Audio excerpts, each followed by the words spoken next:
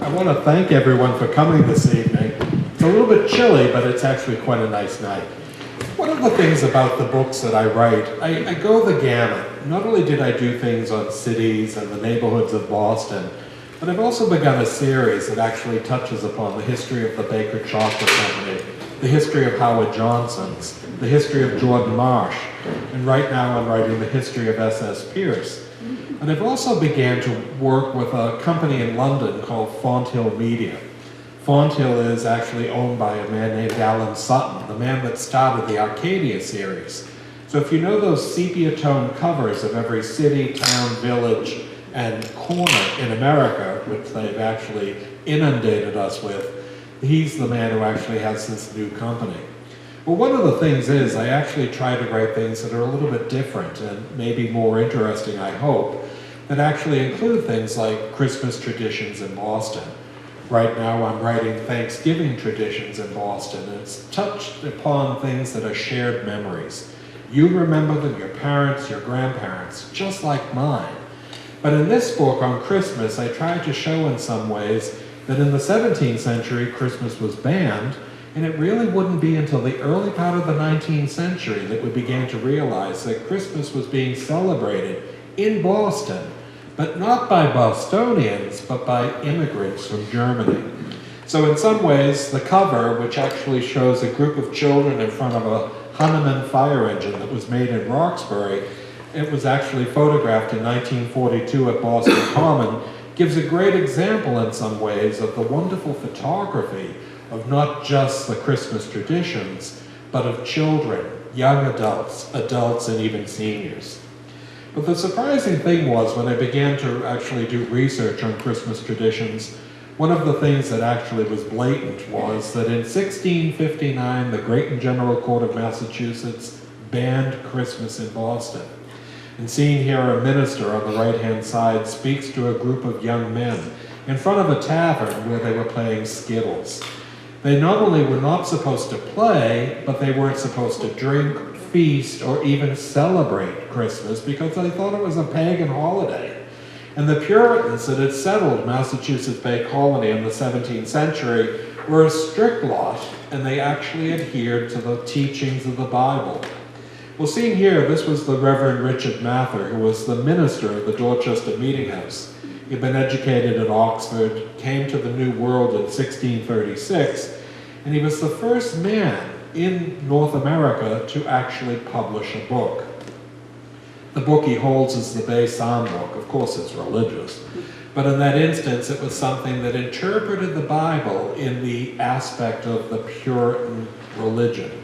And Puritans, who were members of the Church of England, wanted to purify the church from within. So as members, what they were trying to do is to remove all aspects of Roman Catholicism, such as crucifixes, stations of the cross, and even candles and incense. But by the period of the 1670s and 80s, Boston began to see that the aspect of Puritanism was beginning to wane. In 1687, the Glorious Revolution occurred in England when King William and Queen Mary ascended the throne. Her father had been actually James II, and he was a Roman Catholic. He was actually harried out of England and lived in exile in France. William of Orange was actually a prince of Holland, and when Mary married him, she lived in Holland until she was called by Parliament to actually ascend the throne. The two of them not only became king and queen, but they also began to actually institute religious tolerance. And Massachusetts, which had been Puritan since it had been settled in 1630, saw its first non-Puritan meeting house, which was King's Chapel in Boston.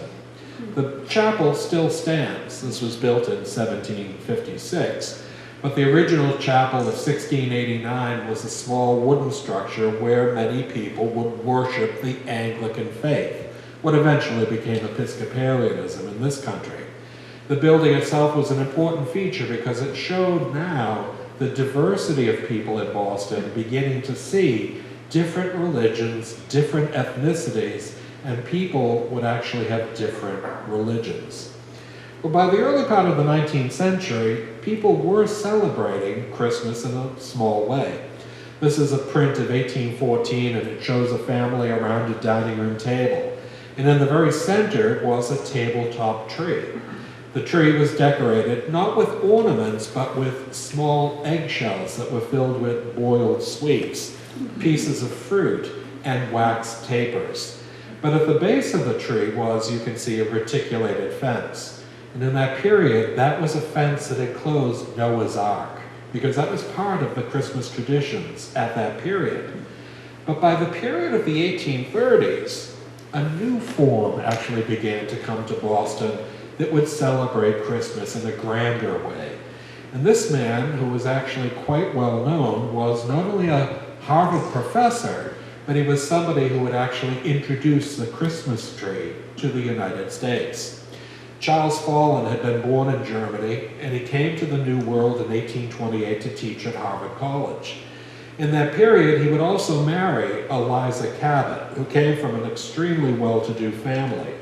They lived in Milton for a period of time, and they had a young boy named Charlie. And Charlie was somebody who was mesmerized when his father introduced, supposedly, the first Christmas tree in America. And seen here, this was a tabletop tree. We would call it a feather tree today, that he would decorate with wax tapers, small ornaments, toys, as well as those eggs that were hollowed out and filled with boiled sweetmeats. Well, in 1837, he had moved to Cambridge, and teaching at Harvard, he was somebody who actually introduced this to the Cambridge intelligentsia, and it was embraced almost immediately that people began to decorate their houses with greens and a tabletop tree, just as he had done in Germany as a child. But in 1842, Boston also began to see people such as Charles Dickens, who would come to Boston on a worldwide tour to actually speak about his new book, A Christmas Carol. Dickens was a very well-known published author in London. He was also a poet in many ways. But his new novel was actually A Christmas Carol, and you might know it. It's actually been portrayed on movies and television for decades. But seen here, he would actually have two people, Mr. and Mrs. Fezziwig. Fezziwig was a benevolent employer of a man named Ebenezer Scrooge. Fezziwig himself would give a ball, and as you can see here, they danced beautifully, and they actually would kiss under the kissing ball. Well, in that period, Dickens was coming not just to Boston, but he was coming to various cities in North America to talk about his new book. He would stay at the Parker House, and for 2 years he basically called that his home. Introducing people to this was something that was important because it now began to make Christmas into something that all people, not only German descendants, but people in Boston of Puritan descent, were now beginning to realize how important it was, but it was a fictional holiday because it was never talked about in the Bible. One of the people that actually took it one step further was a woman named Lydia Maria Child. As a woman, she was not only an abolitionist and she was an advocate of women's rights. She had been born in Medford, Massachusetts. Her father, Francis Converse, was a baker. He actually introduced the Medford cracker, which we'd call hardtack today. But in that period of time, her brother, who was tutored before he had gone to Harvard, was somebody that allowed his sister to sit in on his studies. So she was an extremely well-educated woman. But she wrote a poem that was called Over the Bridge and Through the Woods, to Grandfather's House We Go. Well, the bridge was the Craddock Bridge across the Mystic River in Medford Square. And this was Grandfather's house. It still stands on South Street on the banks of the Mystic River. It's owned by Tufts College today.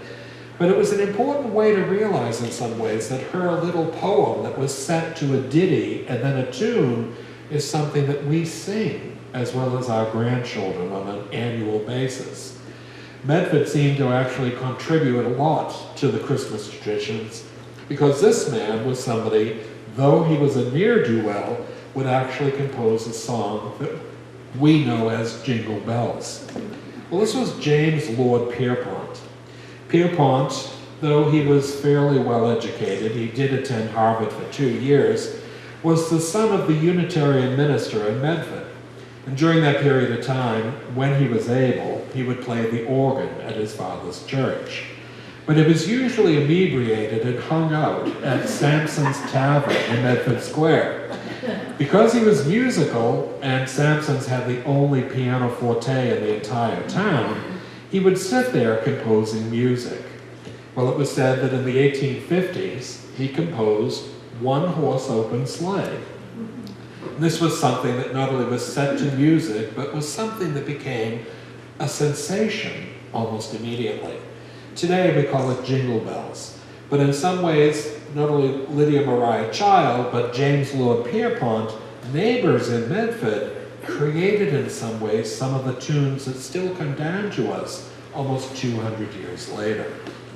During the period of the 1830s and 40s, many Bostonians would also go on these wonderful sleigh rides throughout the city. These would usually take place during the holiday season. This was Cleopatra's March. It could seat 40 people. It was pulled by 8 white horses that came from the Niles stable in Boston. And it would actually be leased for 4 hours. So you could actually go through the streets of Boston. And seen here, they were actually at Meeting House Hill in Roxbury. On the left-hand side is the Roxbury Meeting House, which still stands. On the right-hand side is the Norfolk House, also which still stands. But this was something that not only allowed people a wonderful ride with rosy cheeks, not always from the cold weather, but from the little flasks of alcohol they carried, would eventually stop for a small libation and a dinner at a small tavern and return to Boston within the 4 hours. It was a rite of passage, and many Bostonians wrote about it.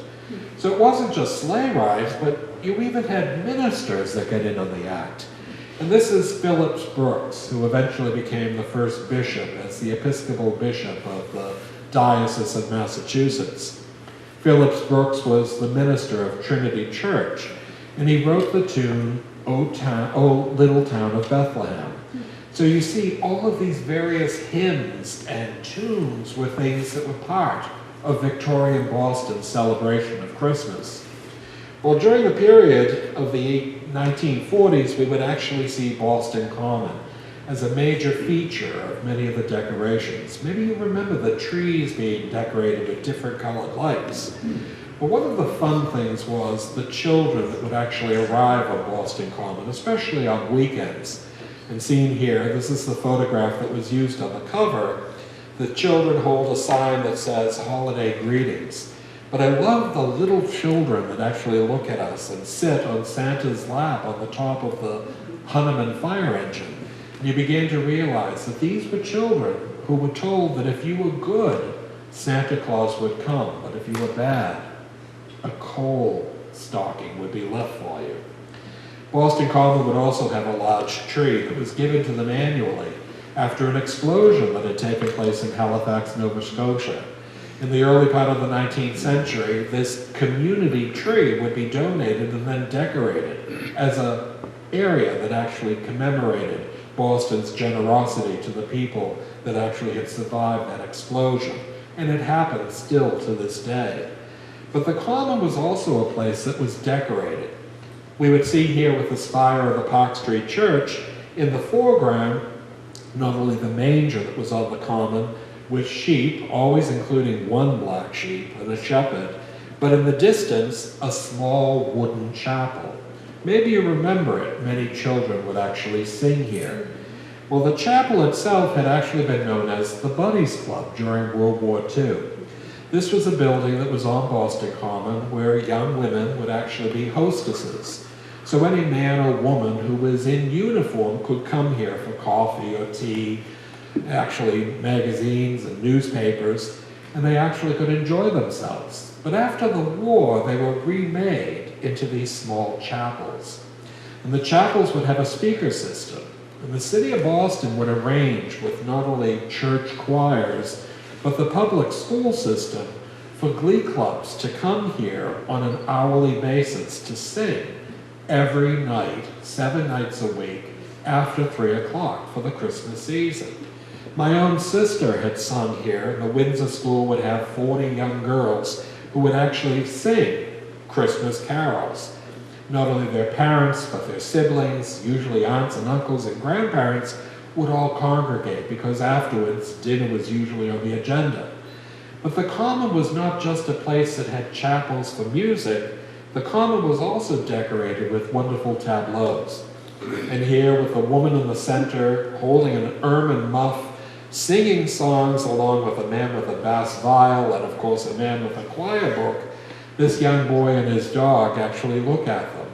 But at night, that lantern was illuminated, and it was almost magical to realize that the Common was completely lit up, and that people would walk from one end of the Common to the other to look at these wonderful tableaus.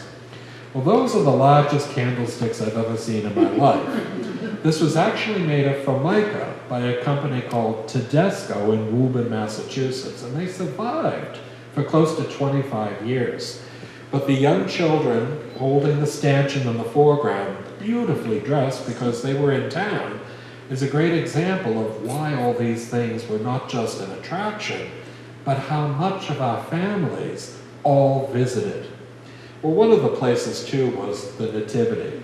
It was a life-size nativity creche, and this, which is a photograph in 1963, says, "We request all who visit here to spend 1 minute of silent meditation in memory of our late President, John F. Kennedy."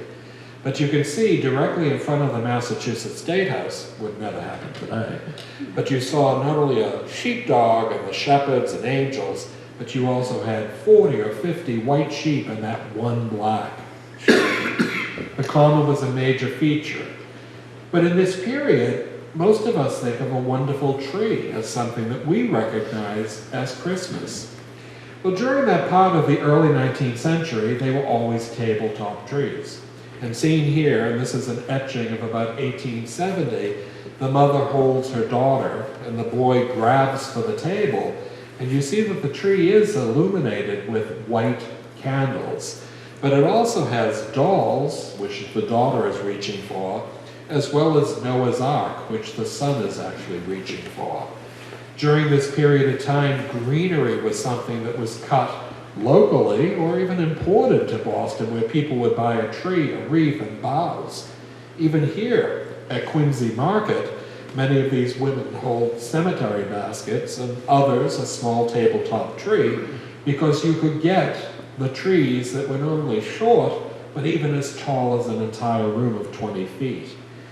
During the period of the 1940s and 1950s, you'd even see young boys, such as this one, holding up wreaths, and he'd work every afternoon after school and all day on Saturday just to sell these wreaths during the holiday season.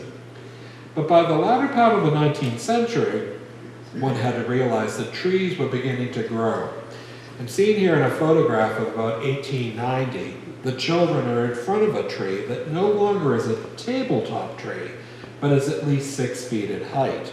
It's also well pruned, because this would probably have been a tree that was cultivated just to be a Christmas tree. The little boy has a trumpet, one little girl holds a perambulator, and the other leans against a wonderful, as you can see here, rocking horse. And the photograph actually begins to show the toys that the children would enjoy, but it also shows how our ancestors were decorating trees.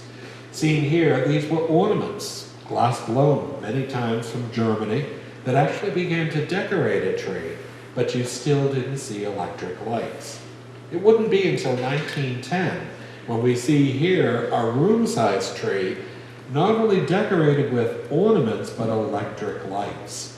As early as 1900, thanks to Thomas Edison, he would not only brighten our rooms with electric light bulbs, but he would allow us to decorate our Christmas trees with electric lights. These children, as you can see, had some pretty good toys. The little boy on the left-hand side had a go-kart, really quite nice, and the girl holds probably a small box, maybe a music box. But you see the number of toys under the tree, including the reticulated fence, along with Noah's Ark, which was something that still continued right through the period of the early 20th century. But the reticulated fence would change in some ways, especially in the house of James Michael Curley. Curly was not just mayor of Boston, he would serve as governor of the Commonwealth, but he was someone in a lot of ways that had a magnificent house on the Jamaica Way in Jamaica Plain. And seen here with his first wife and his youngest son, the tree is beautifully decorated, but you can see the reticulated fence, but instead of Noah's Ark, it's actually soldiers. And in that way, the young boy not only has a drum, but enormous numbers of presents, as well as the toy soldiers under the tree. So the tree had gone the gamut in the 19th century, from a tabletop now to something that was room size and beautifully decorated, and in some ways the progenitor of what we do in our own homes today. But in the period of the late 19th century, it wasn't just the Boston Common, and it wasn't just Christmas trees. There was also a sense of camaraderie on Beacon Hill. And seen here, Louisburg Square was one of the 2 squares on Beacon Hill that actually had been laid out by Charles Bulfinch to create a London-themed park surrounded by row houses. The photograph is from 1890. It shows Aristotle that still stands on the park. But on the left-hand side, you can see swell bay facade row houses. These houses today are usually single-family houses, but Louisburg Square was special not just in the 19th century, but in the early part of the 20th century became synonymous with Christmas. In that instance, there was an architect by the name of Ralph Adams Cram, whose wife sent out invitations to all of her neighbors to join her in putting illuminated candles in the windows on Christmas Eve between 7 p.m. and 10 p.m. They also began, some of the neighbors, to actually have small concerts. And the one woman, seen here in the center, not only gave concerts, but she gave handbell ringing concerts. Her name was Margaret Sudemeister, and she herself was somebody who was not only well known on Beacon Hill, but her father was Dr. Nichols, and his house is now the Nichols House Museum. She was somebody that not only taught her children and her friends how to ring bells, but it was something that was almost a charming aspect of 17th or 18th century England that she had introduced to Boston in the 1920s. Well, don't her children look awfully happy? The boys hold very large bells, but the 2 daughters, who married very well, were actually be in some ways that everyone would ring in a way to create a charming tune. Well, it was not just done in her home. She would also have, as you see here on the dining room table, over 60 bells of different sizes, each with their own tune. Well, she herself was someone that in a lot of ways was not just well known as a bell ringer, she also rang the bells at the Old North Church where her family worshipped. So her husband, who was a well-known landscape architect, was someone who did provide for the family, but her musical inclinations were things that brought the handbell ringing on Beacon Hill. Well, seen here on the left-hand side, she swathed in a small wool coat with a scarf around her head and sensible shoes. All of her friends that are ringing bells with her are in minks, sables, and ocelot. But in that way, they would stop in different doorways along Louisburg Square. Again, every house illuminated with candles, and they would ring to create maybe O Little Town of Bethlehem, or maybe even Jingle Bells. Well, during that period, especially in the 1930s and early 1940s, Louisburg Square would see thousands of people descending upon the hill on Christmas Eve. It wasn't just charming, seeing the candles in the windows, but it was also the fact that the houses were open. They had open house. Many people were welcomed into their houses, and they would actually warm up before going out again. And seen here at the corner of Louisburg Square and Mount Vernon Street, you began to realize this went the gamut of people of all ages. As early as 7 p.m., they began to sing such beautiful hymns as O Little Town of Bethlehem. But by 10 o'clock, after libations had been enjoyed, they were singing out Roll Out the Barrel and many other tunes, because every house had a small supply of Old Mr. Boston liqueurs. These were things, and this advertisement is from 1930, that shows that not only Old Mr. Boston had, as we see here, imported rum, apricot nectar, Old Mr. Boston's blackberry brandy, and of course, rock and rye. Well, it was only to soothe the throat and take the chill off the bones. But the whole idea was it became a tradition that ended, unfortunately, by the 1950s.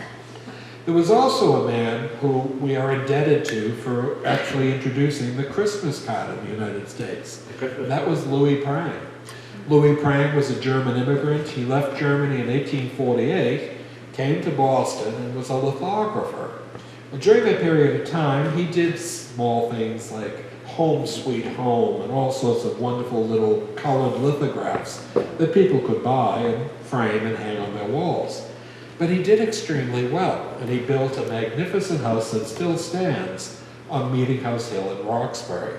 Just to the left, you can see his factory.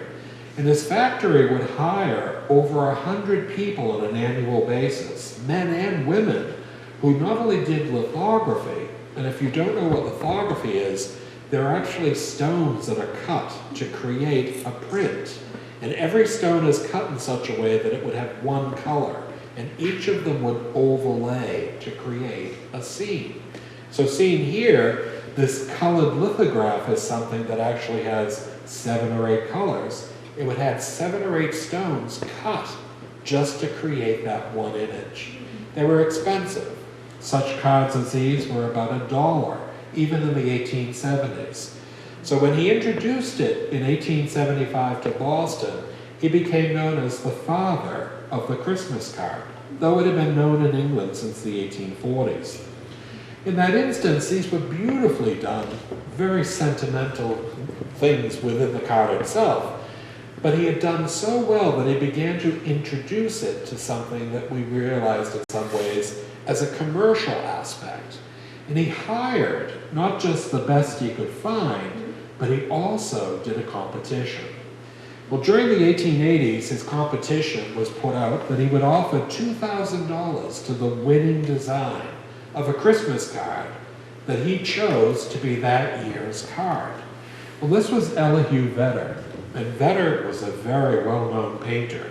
He was known for his Hudson River landscapes, and today his paintings in the Museum of Fine Arts are coveted. But during the period of the 1880s, he, thinking $2,000 was a good choice of a competition, would realize in some ways that his card would win. And seen here, it was actually Aladdin's lamp. And this woman walks down a staircase with Aladdin's lamp directly above with wonderful peacock feathers on all sides. And it says, "Merry Christmas, and may Aladdin's lamp be mine." And in that way, many people realized that Vedder's $2,000 was well worth it. But this card cost $1, when an annual income of a well-to-do family in the 1880s would be less than $3,000. Prang's cards were wonderful. A young child within a circle, and you see directly above the antlers of the reindeer that are coming to the roof in which the house she lives.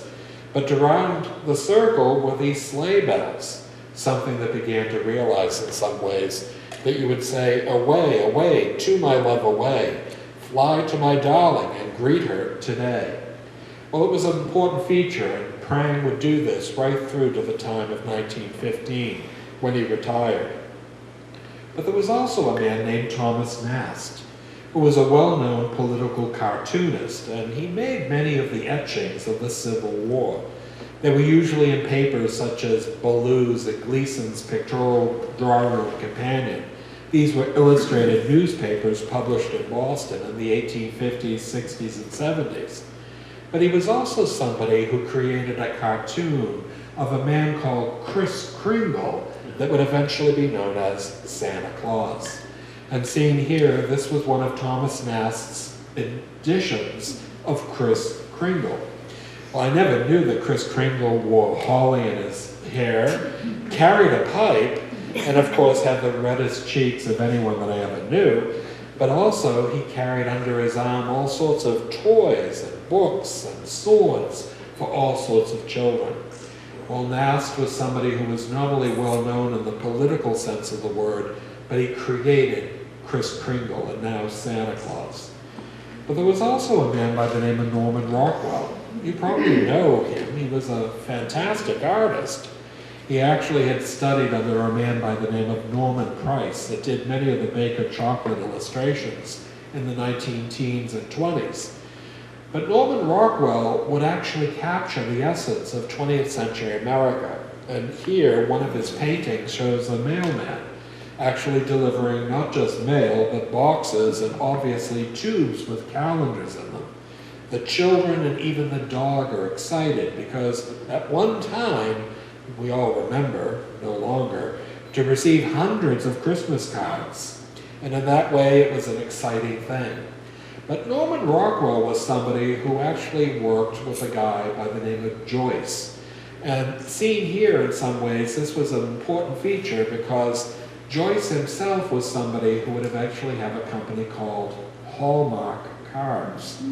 Hallmark Cards was so popular, they even hired this man to work with him to create Christmas cards. Do you recognize the man on the right? It's Winston Churchill. Now, Winston Churchill had been Prime Minister, and not only of Great Britain, but he was somebody who was the grandson of the Duke of Marlborough. So he was very well connected, but he also had huge debts. Joyce Hall was somebody of Hallmark Cards, would actually create something that would introduce Hallmark Cards. Were now presenting the paintings of the Right Honorable Spencer Churchill. Winston Churchill was somebody that not only was well known, but now he was creating these wonderful winter scenes in a painting that would then become a Christmas card at Hallmark Cards.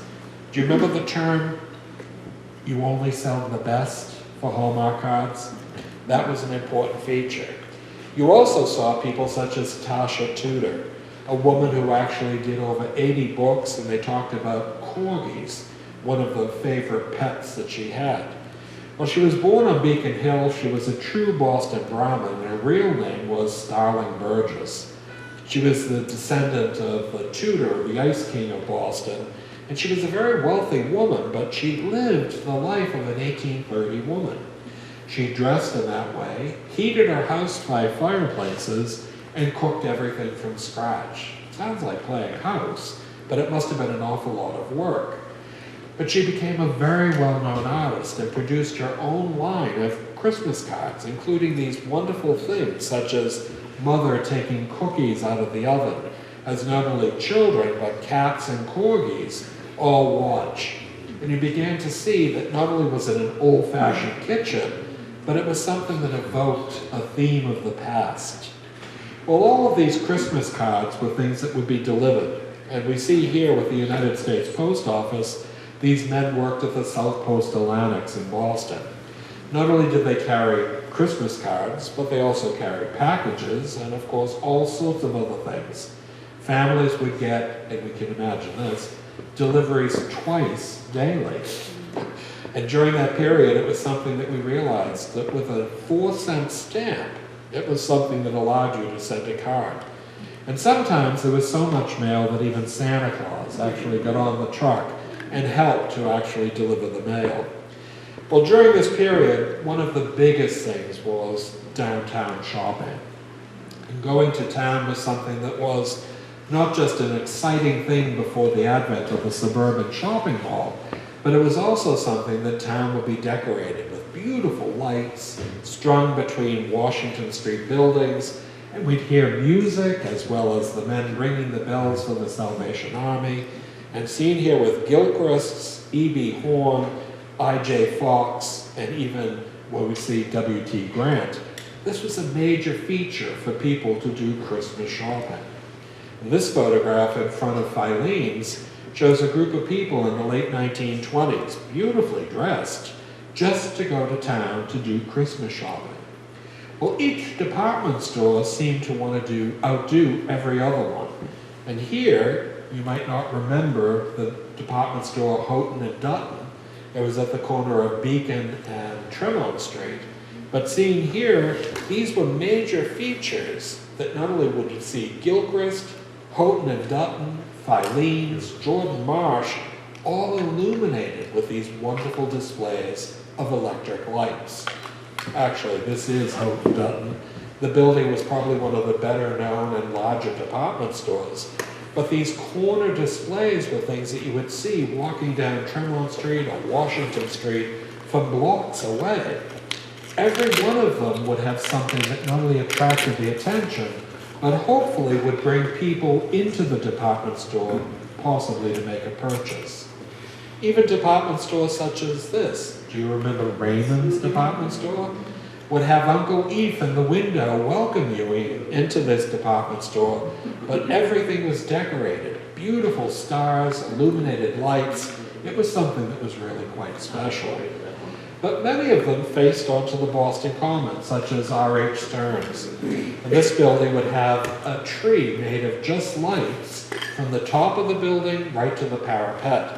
But in the foreground was the Brewer Fountain on the Boston Common.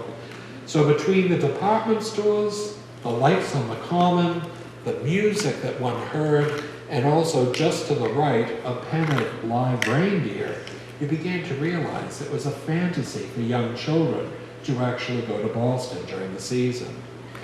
But one department store outdid them all, and that was Jordan Marsh.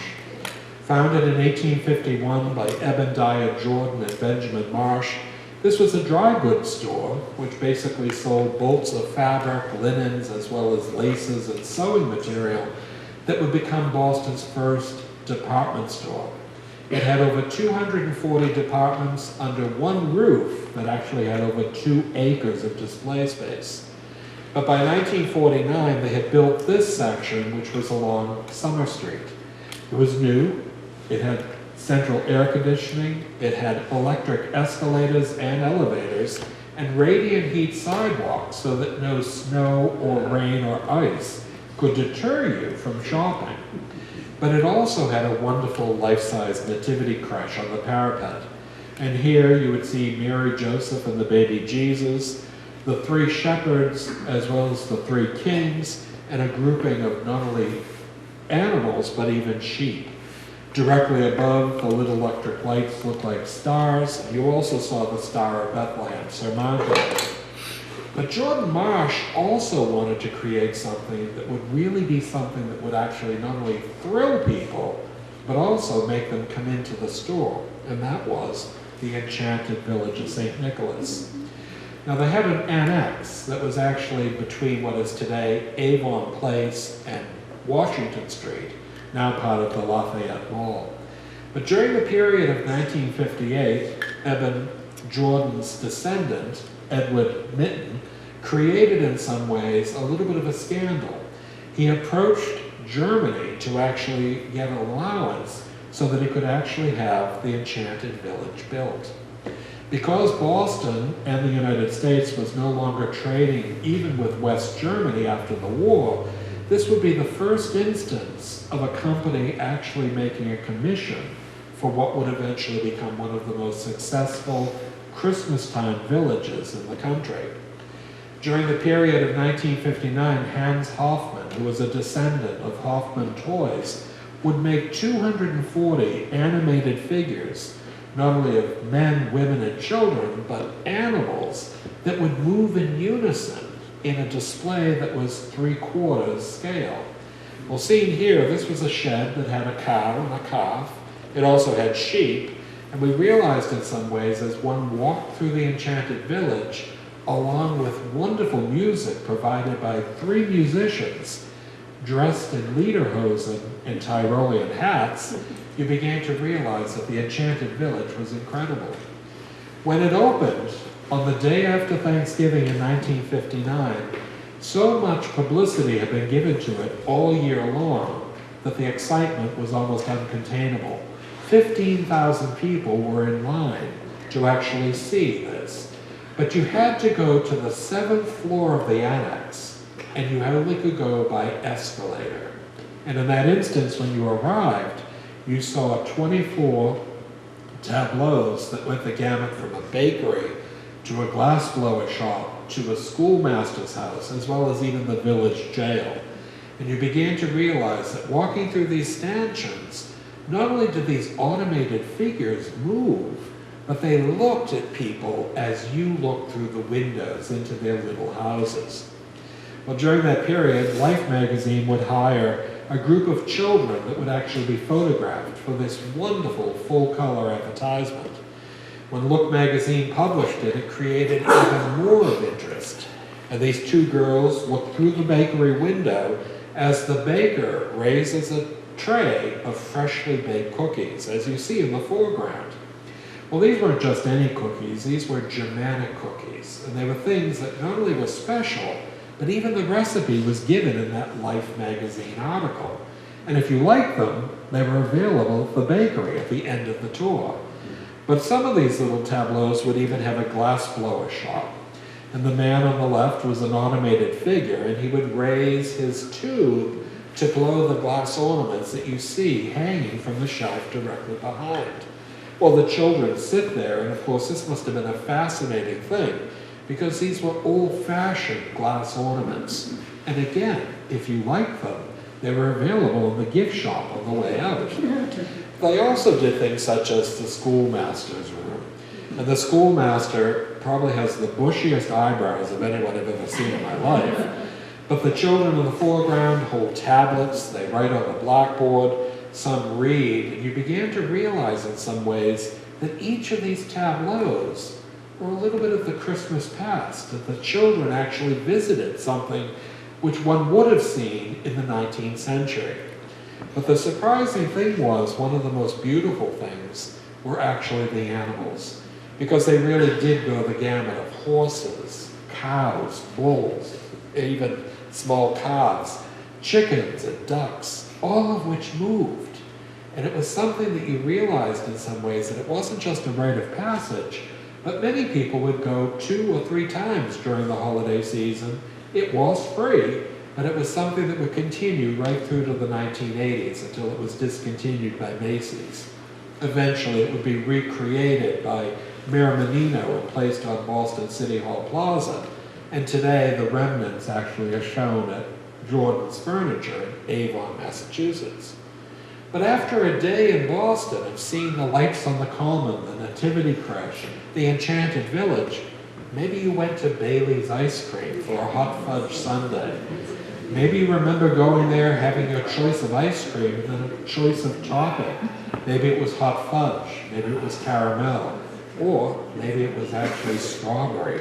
But the whole idea was, it was a wonderful place that you could also visit and revisit as we do in our memory. Well, in the more recent past, Christmas traditions includes things like the Nutcracker. And the Nutcracker is not only performed in Boston, but in many local neighborhoods. Children will dance in some ways to create not just a wonderful magical show as the Nutcracker grows in the background, but we might even go to Christmas pops at Symphony Hall. And seen here with Arthur Fiedler, probably one of the better known musicians of the 20th century, he greeted Santa Claus, who would actually come and welcome the guests. Each of these things with music was an important feature. And again, I go every year to Christmas at Pops. I love it. But it's something that's become part of what not only I knew as a child, but what I want to introduce to my grandchildren today. Maybe you went to the Ice Capades. Well, the Ice Capades was something that not only had these wonderful performances on ice at the Boston Garden, but as you can see here in 1943, they had shows from December 25th to January 6th, including a midnight show on New Year's Eve. It was something that was fun, it was cool with this ice actually glowing, but it was also a thing that, again, people enjoyed as part of Christmas tradition. Well, one of the most solemn of the things was actually a young boy singing from the St. Paul's Choir. The diocesan school was someplace where young boys were actually trained, not only to sing by Ted Mariere, but as you can see here, would perform at places such as Boston City Hall. The young boy in the center looks angelic, his voice must have been wonderful, but the one on the left seems to actually be having a little bit of a celestial heaven idea. In some ways, with bows at their necks and beautiful voices, they really did sing the songs of Christmas. Well, this book, Christmas Traditions in Boston, is something in some ways that I tried not only to make our memories come to life again, but the things that you remember and I remember, as well as our parents and grandparents, in some ways makes us special. Boston Christmas traditions are things that truly have gone the gamut, from not only the first Christmas tree, as well as the first Christmas card in the United States, but also the things that we remember, such as the Nativity creche on Boston Common, the beautiful electric lights, the Enchanted Village, and even Bailey's ice cream. In some ways, it's a wonderful memory from the past. Thank you. I hope you enjoy it.